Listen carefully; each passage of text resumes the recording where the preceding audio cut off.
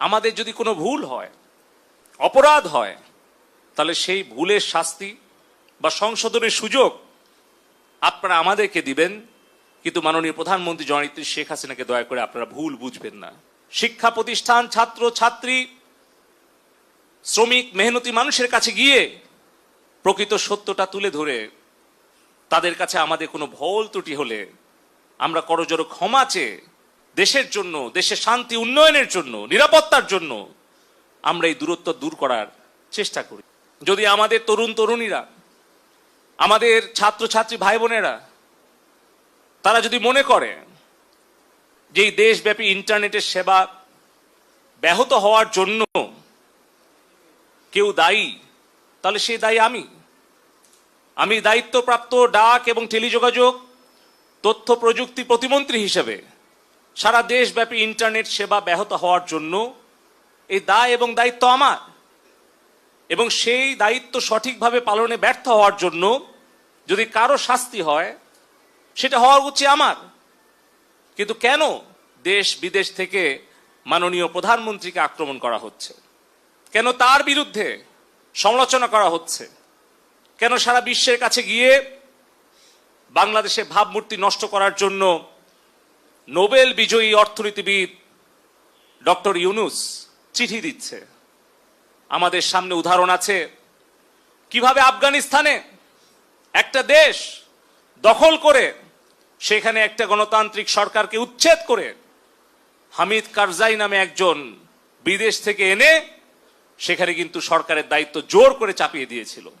২০ বছর পর সেই দেশটা ধ্বংস করে সেই দেশ থেকে তারা পালিয়ে গিয়েছিল।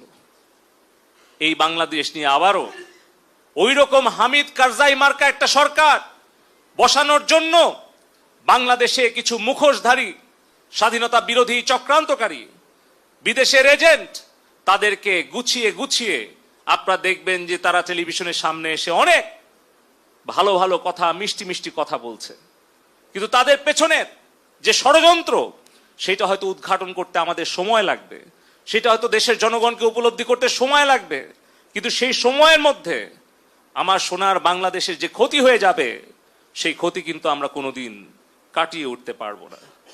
সে কারণেই বলতে চাই, আমাদের দেশের যে রাষ্ট্রীয় সম্পদ ক্ষতিগ্রস্ত হয়েছে, জননেত্রী শেখ হাসিনা বলেছেন যে এই দেশের সম্পদ জনগণের সম্পদ। এই বাংলাদেশে এলিভেটেড এক্সপ্রেসওয়ে, মেট্রো রেল, আমাদের স্বপ্নের পদ্মা সেতু, ডিজিটাল বাংলাদেশের যা কিছু অর্জন, এই সব কিছু কিন্তু জনগণের কষ্টার্জিত ট্যাক্সের পয়সা দিয়ে হয়েছে। প্রবাসে আমাদের 1 কোটি কর্মী ভাই বোনদের রেমিটেন্সের পয়সা দিয়ে হয়েছে। কিন্তু আজকে এই যে হাজার হাজার কোটি টাকার সম্পদের ক্ষতি যারা করছে তারা নিশ্চয়ই বাংলাদেশের ভালো চাইতে পারে না। তারপরেও মাননীয় প্রধানমন্ত্রী জননেত্রী শেখ হাসিনা বলেছেন যে আমাদের দেশের সম্পদের ক্ষতি আমরা পূরণ করতে পারবো, কিন্তু আমাদের তরুণ প্রজন্মের হৃদয়ের যে ক্ষত সেটা কিন্তু আমরা পূরণ করতে অনেক হয়তো সময় লেগে যাবে।